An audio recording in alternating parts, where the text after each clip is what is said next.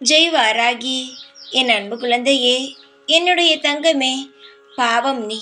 உன்னுடைய வாழ்க்கையில் நீ எதற்காக இவ்வளவு கஷ்டப்பட்டோம் என்று தெரியாமல் கஷ்டப்பட்டு கொண்டே இருக்கிறாய்.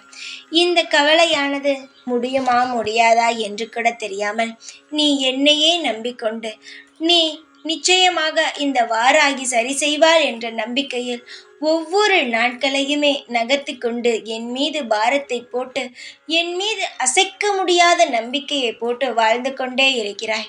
தங்கமே, இப்படிப்பட்ட ஒரு குழந்தைக்கு நான் எப்படி நான் கவலைப்பட விடுவேன்?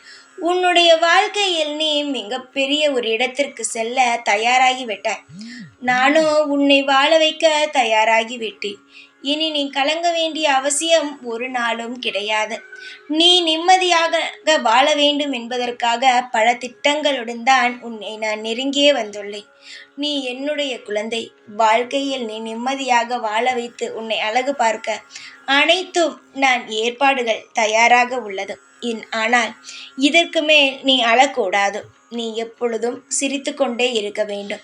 நடக்கப் போவதை தான் முன்பே வந்து சொல்லிவிட்டேன். திரும்ப திரும்ப கவலைப்பட்டு கொண்டே இருந்தால் நான் சொன்னதற்கான பிரயோஜனம் என்ன உள்ளது சொல்?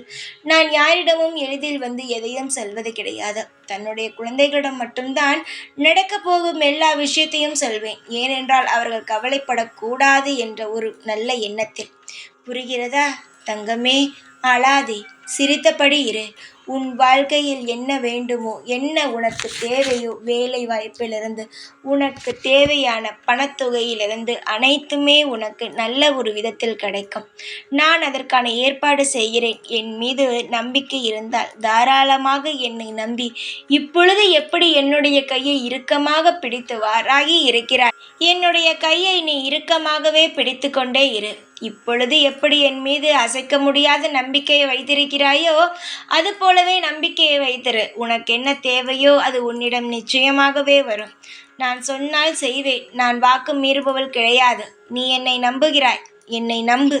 காலம் முழுவதும் இந்த வாராகி நான் உனக்கு துணையாக இருப்பேன். ஜெய் வாராகி.